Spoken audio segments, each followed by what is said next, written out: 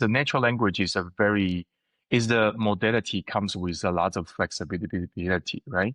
So you can say the same sentence, the same meaning in so many different ways.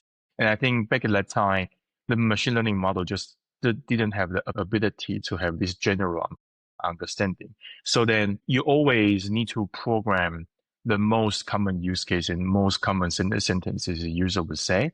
But then the long tail is just huge and you can't really cover all of them. What LLM does differently is that the model is pre-trained. And then that's very important, right? Because LLM is pre-trained means that it has been trained on, billions of the data online.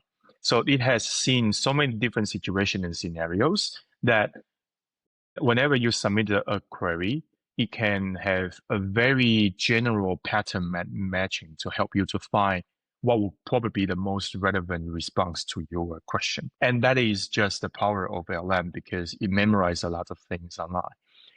Now, I think that causes another problem, which is, the hallucination problem. Is that, you asking some questions and it doesn't actually have a legitimate answer, but it just try to pattern match you to the closest answer you can find.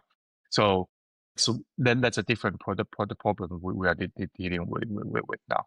But I think it's definitely a step forward because in order to get out of that vicious cycle, I just tell you, right? Because once you ask something, the agent just say, I don't understand.